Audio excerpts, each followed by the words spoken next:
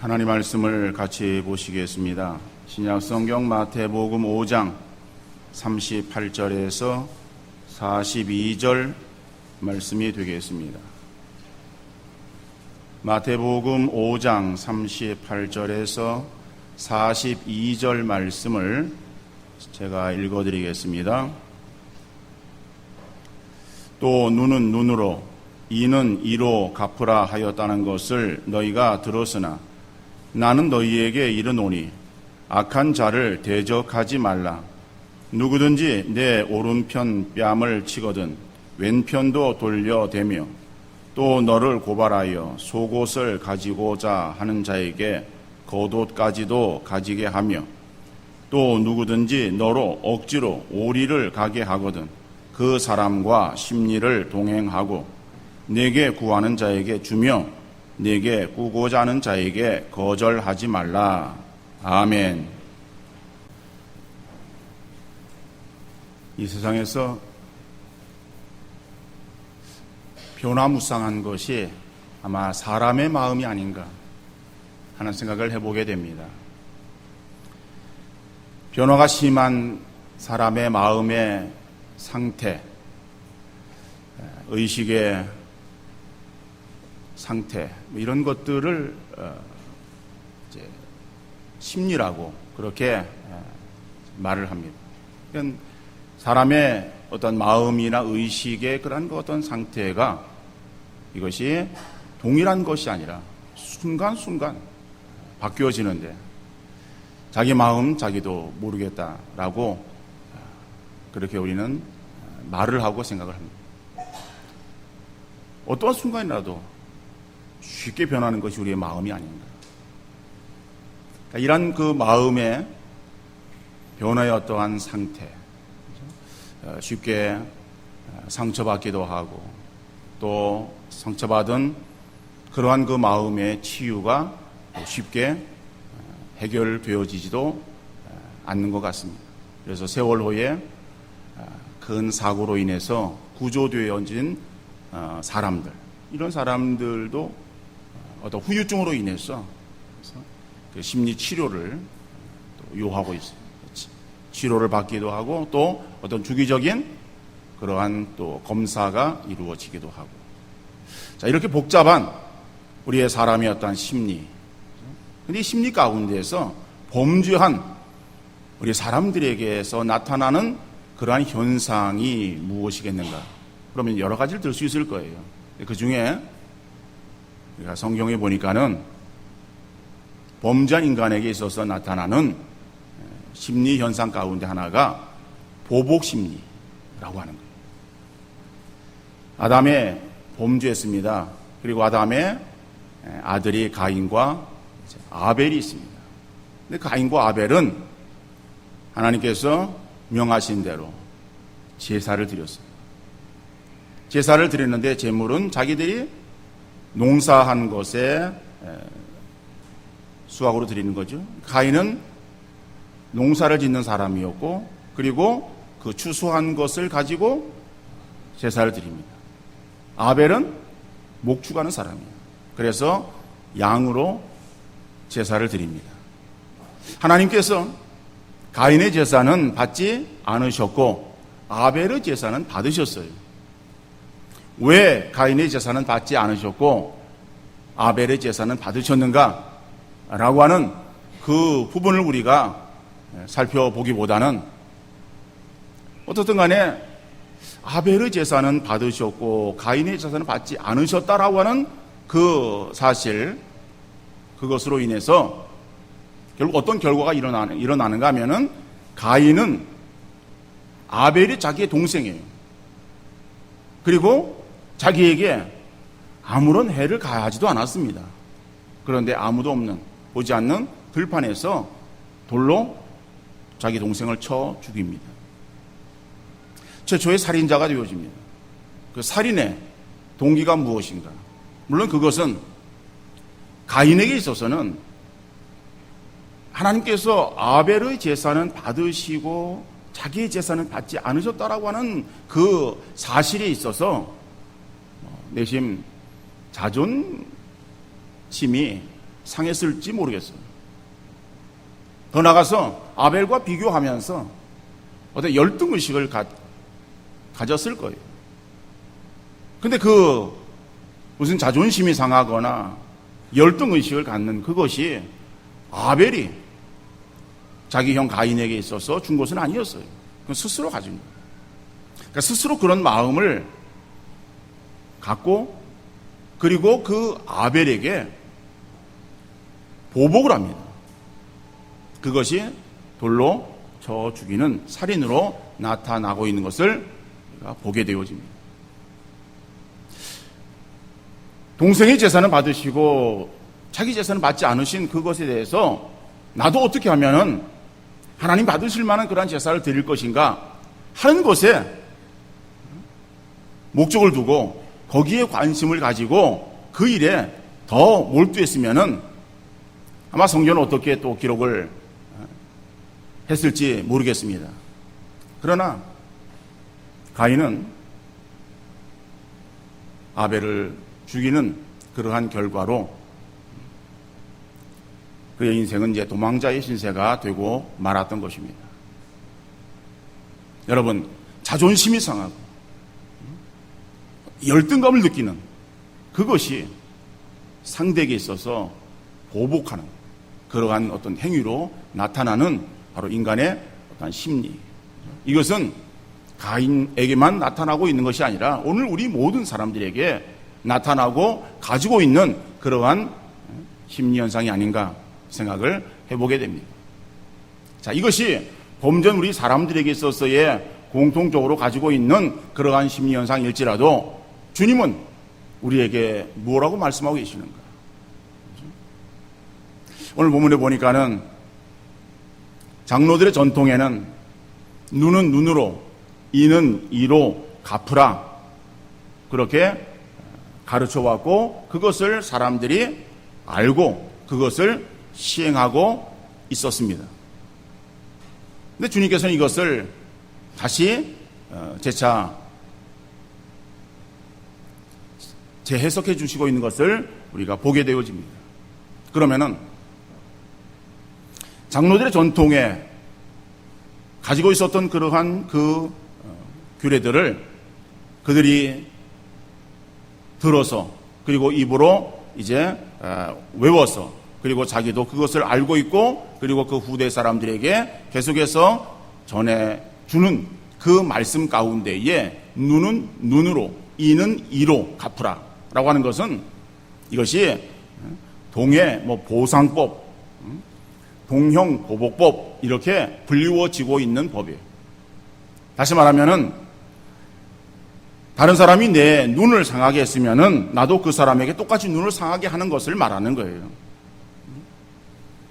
이것을 유대인들은 다른 사람들과의 관계에 있어서 하나의 어떤 판단 기준으로 삼고 있었던 것입니다.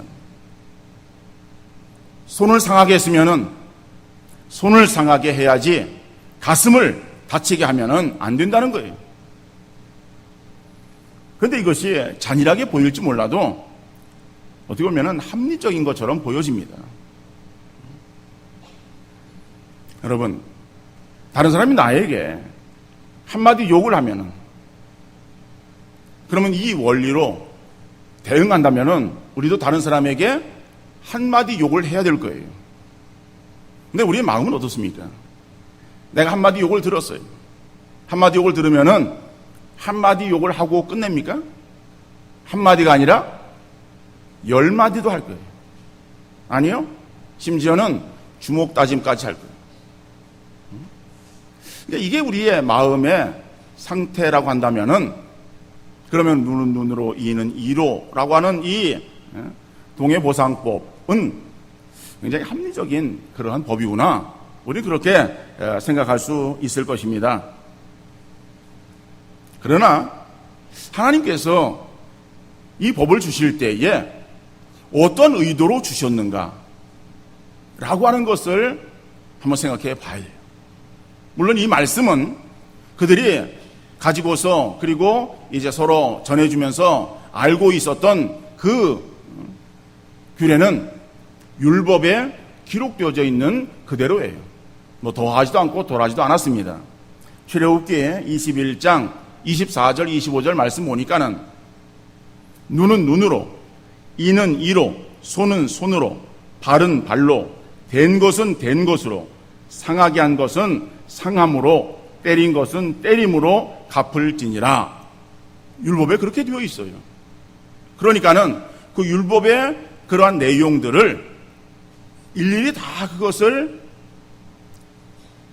그들이 암송하고 있지 못하다 할지라도 그 가운데서 눈은 눈으로, 이는 이로 갚으라 라고 하는 그 말씀으로 인해서 이 출애굽기 21장 24절 25절에 나오는 그러한 그 말씀을 종합해서, 그래서 요약해서 그들이 이제 알고, 그리고 그것을 또 가지고 지키고, 그리고 자기 자손들에게 가르치고 있는 그러한 그 말씀으로 가지고 있었던 것입니다. 자, 그러면은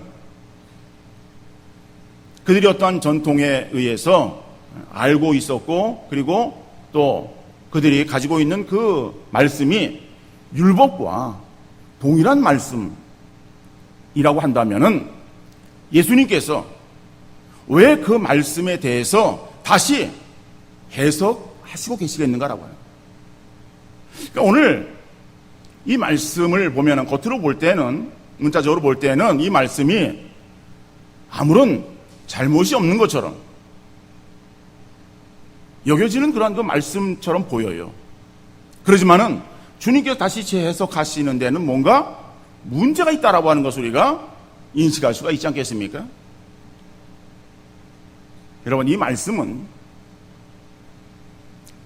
하나님께서 개인에게 주신 것이 아니라 이스라엘 백성들을 이제 재판하는 그러한 그 재판장에게 있어서의 재판에 어떠한 그 법적인 근거로 이 말씀을 주신 거예요. 그러니까는 개인에게 있어서의 판단의 근거로 주신 것이 아니라 백성들을 재판할 때에 그 판단의 어떤 기준으로 이 말씀을 주신 것이다. 만약에 제가 어떠한 잘못을 범했습니다. 어떠한 잘못을 범한 게 아니라 내가 해를 입었어요. 해를 입어서, 그래서 내가 이러한 지금 억울한 일을 당했습니다. 그리고 이러한 것에 대해서 판단해 주십시오 라고 그 문제를 가지고 재판장에게 나아갔는데, 재판장이 나하고 감정이 좋지 않은 사람이에요. 감정이 좋지 않은 사람이라 한다면은 재판장이 나를 판단할 때에 어떻게 판단하겠습니까? 그것은 자기의 감정에 치우쳐서 판단할 수 있을 거예요. 그런데 저 사람은 재판장과 가까운 사람이야. 재판장의 인척이야. 근데 그 사람이 똑같은 그러한 잘못을 범했어요. 그 사람이 재판장에 가가지고 잘못 당했어요. 그러면 재판장에 가가지고 이제 판결을 받을 때에는, 그러면은 그 사람에게 있어서는 더 후하게, 그죠? 좋게 그렇게 판결을 내리지 않겠습니까? 그러니까 사람에게 있어서 공정하지 못한, 그런 사람은 불의하거든요. 불의한 사람에게 있어서 임의대로 판단할 수 있도록 그렇게 근거를 마련해 주지 않으면은 그 판단은 이렇게 저렇게 잘못 나타날 수가 있을 거예요.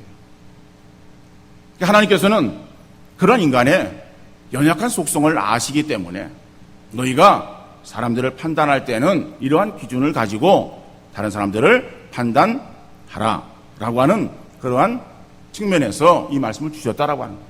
또 한 가지는요, 여러분, 같은 죄에 대해서 같은 벌로 다스리는 이러한 이 동해보상법은 죄를 예방하는 기능을 가지고 있는 거예요. 죄를 짓지 말라라고 하는 그런 의도에서 이 말씀을 주신 것이다라고 하는 거예요. 손으로 범죄했을 때에 똑같이 손을 자른다라고 하면은 여러분, 얼마나 그것이 가혹한 일입니까? 예를 들어서 내가 손으로 다른 사람의 물건을 절도했어요. 훔쳤어요. 아니면 내가 손으로 다른 사람을 때렸어요. 손으로 잘못을 했습니다. 그 손으로 잘못했는데 그 잘못한 것에 대해서 만약에 이것이 이제 오늘날의 그런 그 상황으로 우리가 생각하면은 예를 들어서 다른 사람을 내가 구타를 해서 때려서 그래서 그 사람이 많이 상해를 입었다. 그래도 손으로 범죄했을 때 벌금 5만 원이라고 만약에 그런 이제 어떠한 판단의 어떠한 그런 이 구형을 내린다면은 그 가벼운 그런 어떤 처벌 이러한 것은 그 죄에 대해서 쉽게 생각할 수 있을 거예요. 그래 5만 원만 내면 되지 뭐. 내가 내 기분대로 내 상대에게 마음껏 행하고 그리고 5만 원 내지 뭐. 라고 하는 그런 마음이 사람에게 있을 수 있지 않겠습니까? 그래가지고 너도 나도 다 뭐 많은 사람들이 범죄를 할 거예요. 그런데 예를 들어서 내가 이 손을 가지고 물건 훔쳤다. 물건을 훔쳤다라고 하는 절도, 죄를 지었다라고 할 때에 뭐 5만 원의 그런 그 벌금이 아니라 손목을 자른다라고 한다면요. 여러분, 그 우리의 손목이 잘려지면은 도마뱀 꼬리처럼 그 다음에 계속해서 뭐 시간 지나면은 계속 우리 손이 나옵니까? 한번 잘려지면은 이거는 이제는 끝이에요. 그러면은 내가 이 손으로 범죄했다. 범죄하면은 그러면은 이 내 손목이 예를 들어서 잘린다라고 한다면은 그러면은 감히 죄를 범하려고 그러다가도 거기에서 몸짓 써박이 되지 않겠습니까? 그러니까는 이렇게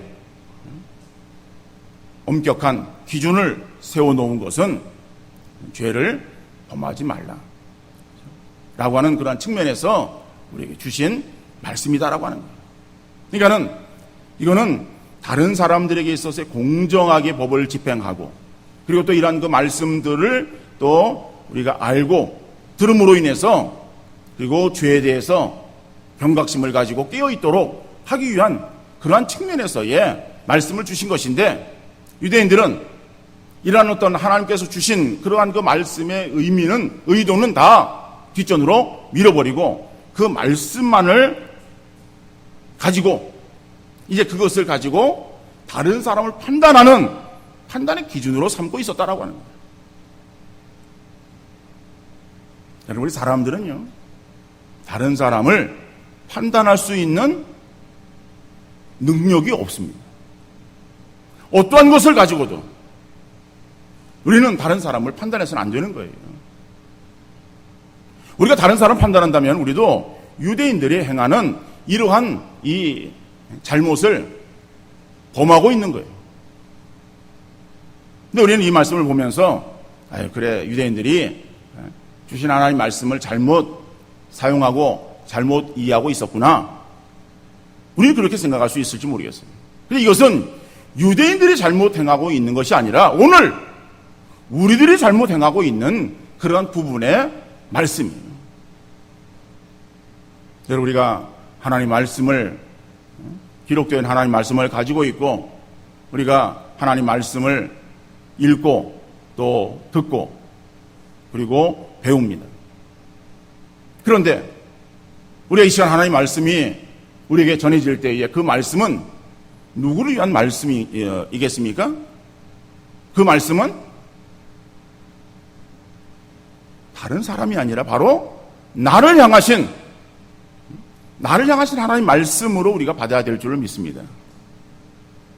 그런데 우리는 이 말씀을 들으면서 말씀을 받으면서 그 말씀을 가지고 다른 사람을 판단하는 거예요. 어떻게 판단합니까? 맞아, 저 말씀은 이 집사가 들어야 되는데 지금 이 집사 교회 왔나? 그리고 이 집사를 찾는 거예요 지금. 그리고 찾아서 그 사람에게 그 사람을 보는 거예요. 보면서 저 말씀, 그 말씀을 좀 저 사람이 좀 잘 들어야 되는데 어떻게 좀 잘 듣고 있나? 이거 졸고 있어? 여러분,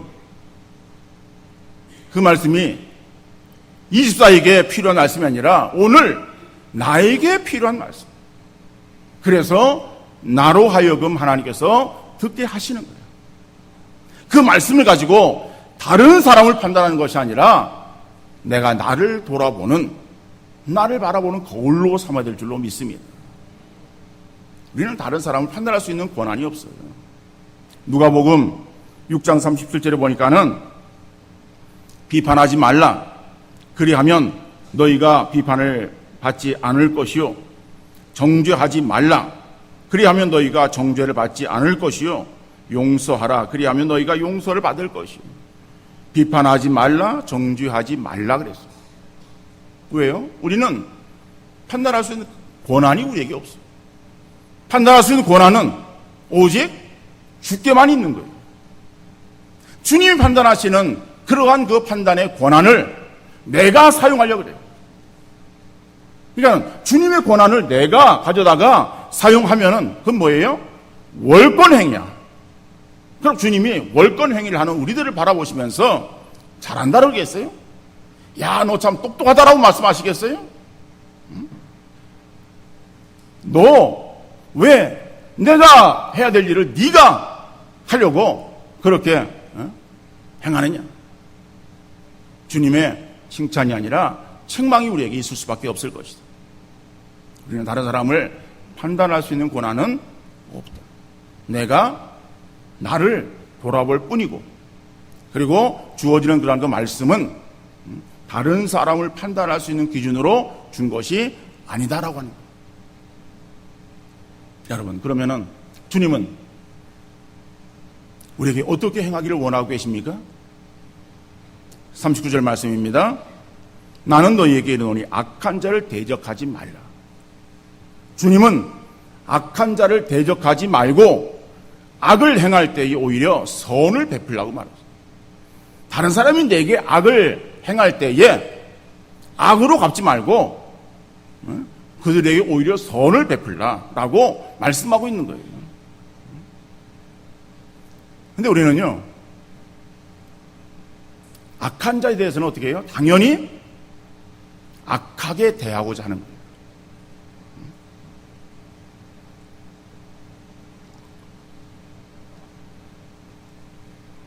악한 사람들을 바라보면서 사람들의 마음 가운데 다 분노가 일어납니다. 예를 들어 악한 자에 대해서 누가 막 욕을 하는 거예요. 심한 욕을 하는 거예요. 그 심한 욕을 하는 것을 이렇게 들으면서 우리는 속으로 시원함을 느끼는 거예요.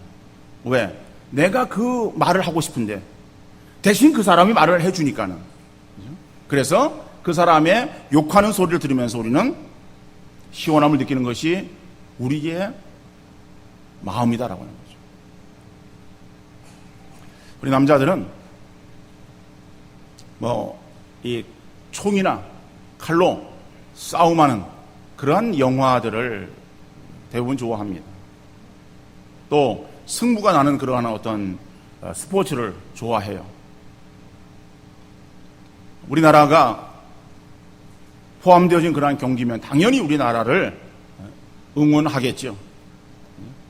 그래서 월드컵 지금 경기 진행 중에 있습니다.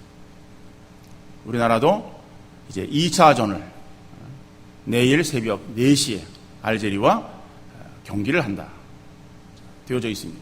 우리는 브라질까지 갈 수 없기 때문에 TV를 통해서 아니면 젊은 사람들은 거리 응원을 그래서 몇 명이 모일 것이다 예상을 하기도 하고 어떻게 행한다 이런 이야기들이 지금 이제 나오고 있습니다.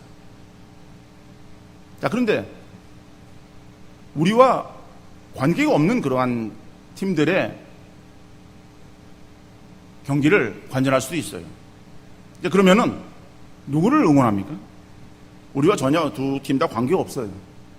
대부분의 사람들은요, 약한 팀을 응원하는 거예요. 약한 팀이 강팀을 좀 이겼으면 좋겠다. 이런 마음의 심리가 우리 속에 있다라고 하는 거죠. 우리 여자들은 싸움이나 무슨 스포츠를 이렇게 좋아하지 않아요. 그래서 이제 드라마를 봅니다.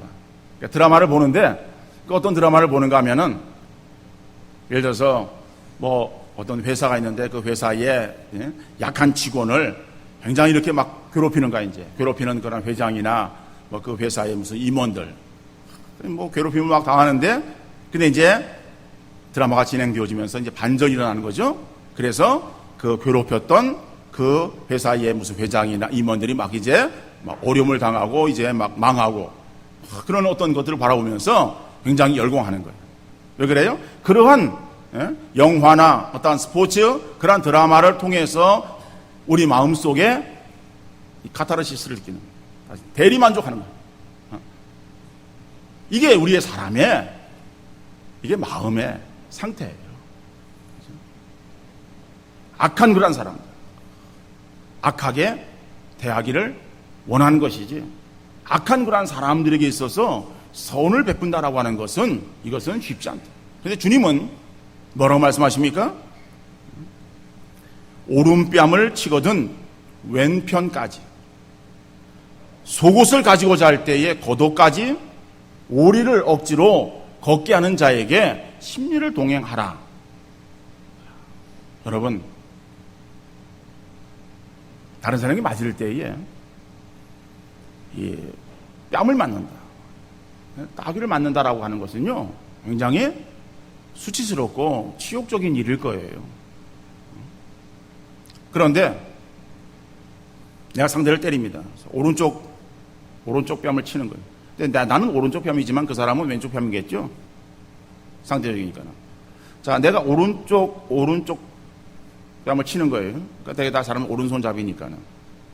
그런데 오른쪽 뺨을, 그러니까 나는 오른쪽 뺨이지만은 여기서 지금 하는 것은 성경에서는 지금 이제 그 치는 사람의 그런 그 입장에서 지금 말하는 거예요. 그러니까 이제 그런 맞는 사람 입장에서는 왼편 뺨을 맞을 때에 그러면은 오른쪽 뺨도 대고, 그죠? 맞아라 라고 하는 거예요.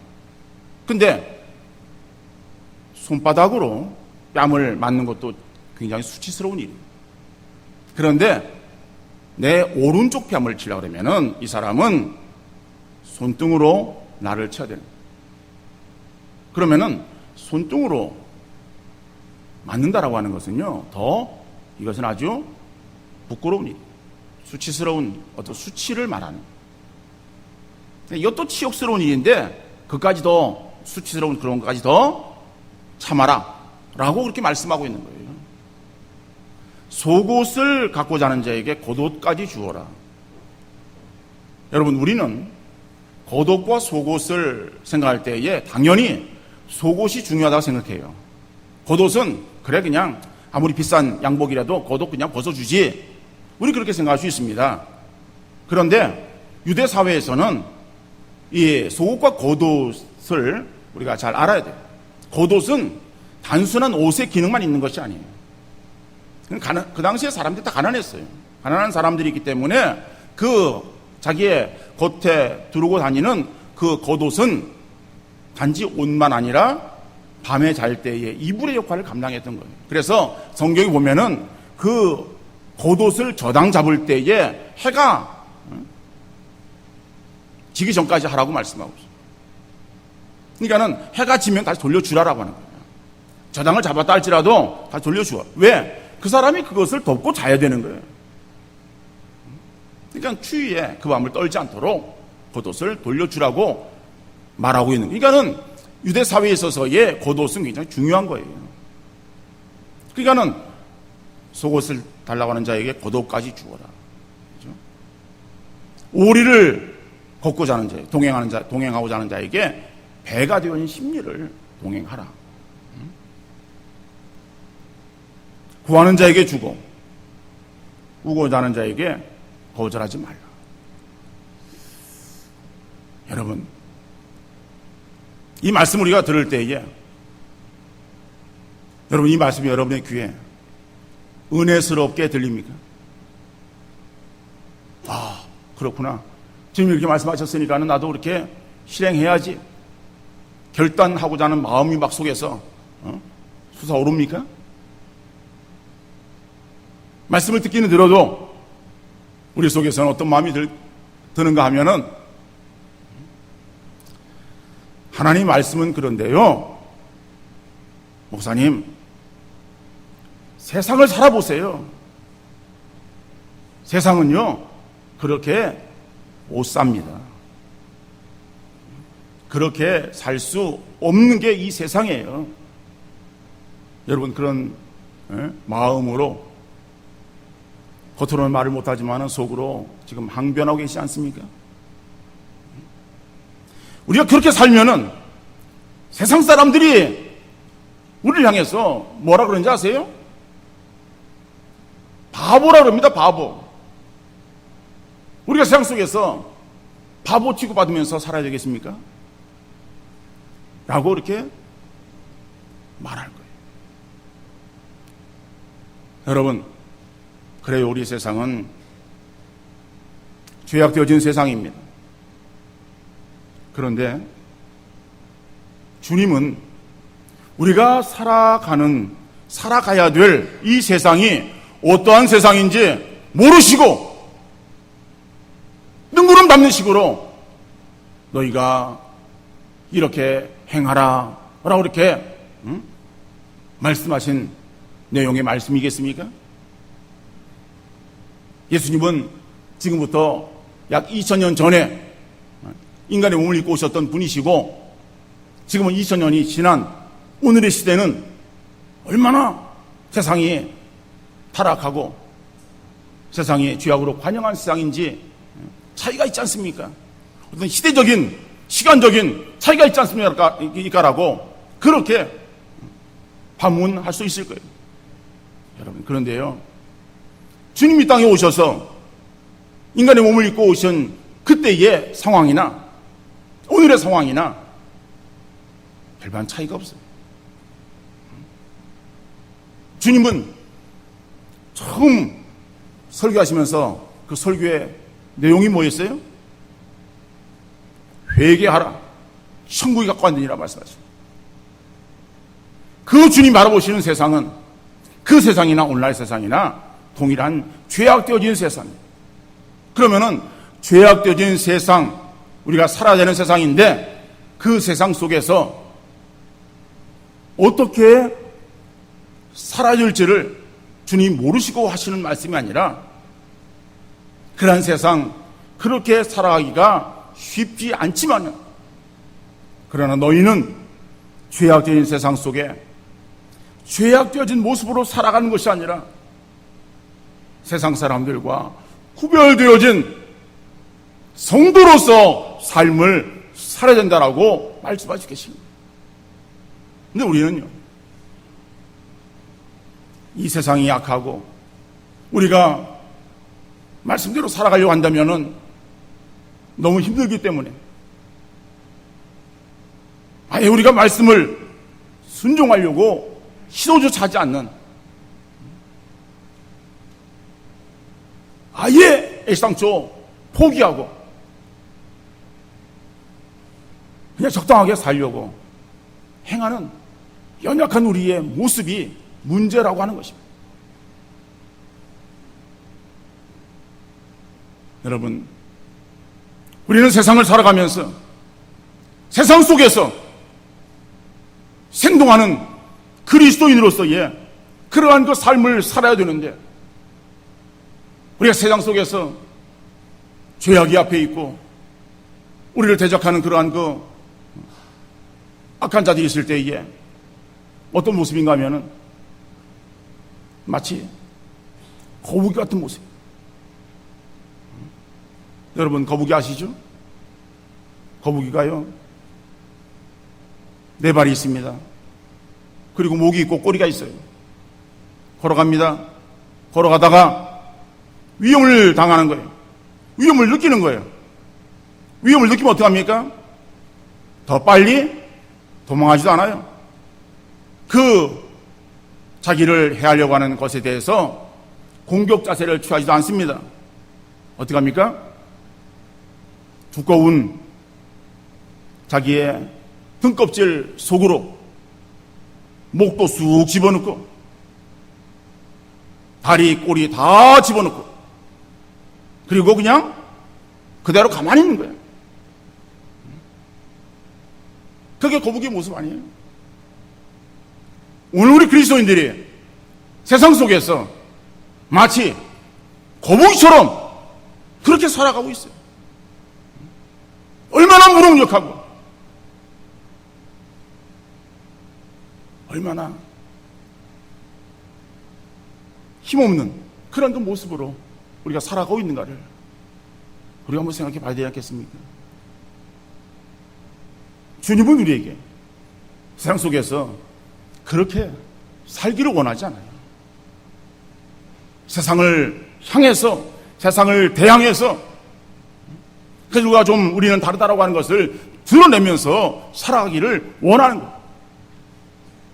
이 말씀을 가지고 세상 속에서 우리가 행할 때에 다른 사람이 우리를 바라볼 때에 바보처럼 그렇게 생각한다 할지라도 우리는 주의 말씀을 가지고 의로운 바보처럼 우리가 삶을 살아야 될 줄로 믿습니다. 주님이 걸어가신 그 길을 우리 따라서 걸어야 되는 거예요. 여러분, 이 땅에 오신 주님, 그 당시 사람들에게 있어서 우리 주님이 어떻게 보이셨겠어요? 세상에 지혜로운 자로 보이셨겠어요? 세상에 미련한 자로 보이셨을 거예요. 바보같이 삶을 사신 것처럼 그렇게 인식이 되셨을 거예요. 그래서 많은 사람들이 주께로 나왔다가 에휴, 이 사람 별 볼 일 없네, 우리가 원하는 사람 아니네, 다 주님을 떠나지 않습니다. 그런데도 주님은 마지막까지 그 길을 걸어가시잖아요. 그 길이 힘들고 어려워도 겟세마네 동산에서 하나님 앞에 기도하시면서 그 길을 묵묵히 걸어가셨던 주님.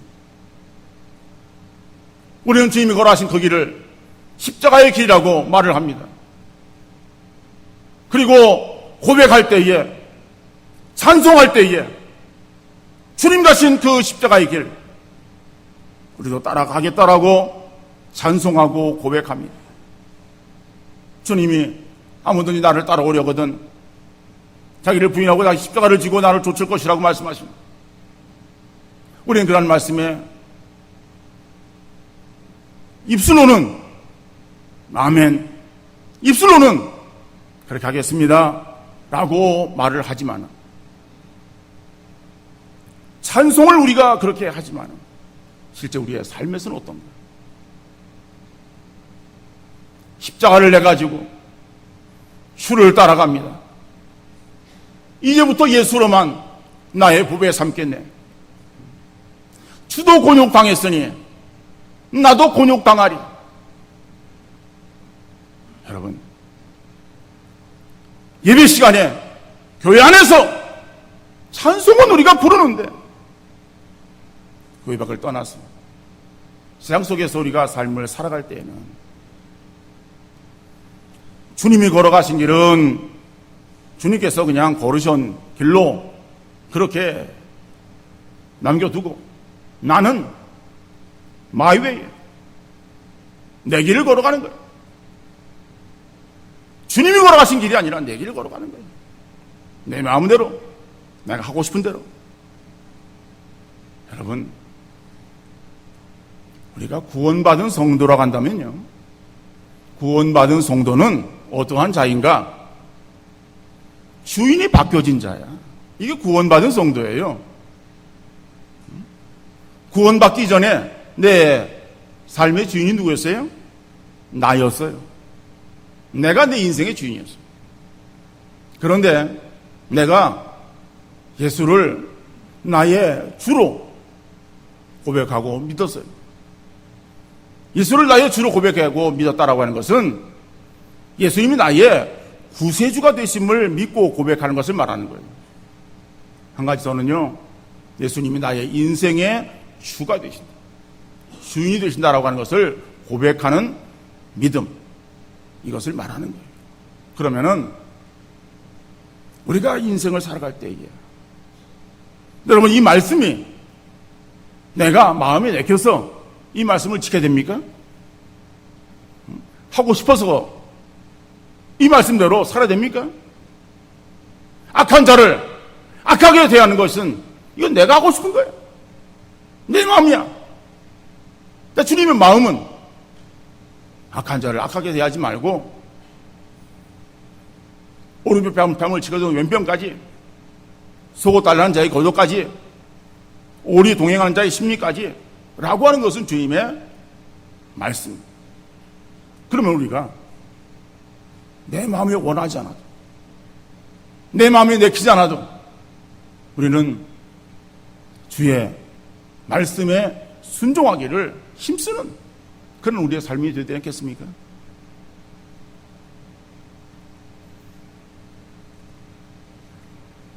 나를 힘들게 하고 내 마음에 상처를 준 사람들에게 똑같은 상처가 아니라 오히려 그들에게 먼저 손을 내밀고 오히려 선을 베풀어야 될 줄로 믿습니다. 나의 왼뺨을 때린 사람에게 오른편 뺨을 내밀지를 못해도 주먹으로 그 사람을 때리지는 말아야 됩니다. 오히려 그 사람을 용서하고 그 사람에게 웃으며 손을 내밀 수 있기를 바랍니다. 그러나 우리의 믿음이 더 성장하고 성숙함이, 그래서 시간이 지나고 더 훈련되어진 뒤에 결국에는 말씀대로 오른쪽 뺨을 치는 자에게 왼편도 돌려댈 수 있기를 바랍니다. 다른 사람은 어떻게 하고 있나? 다른 사람들도 다 그러는데 다른 사람 바라보지 마시고 하나님 말씀이 내게 요구하는 것이 무엇인가를 생각하며 내가 그 말씀 붙잡고 말씀대로 살아가기를 정말 소원하며 힘쓰는 우리 성도님들 되어질 수 있기를 바라고, 그렇게 되지 못하는 나의 연약함을 주께 고하며 주께 힘으로도 내가 말씀대로 순종하며 살아가는 사람 되어지기를 기도하는 여러분들 되시고 결단하며 승리를 향해서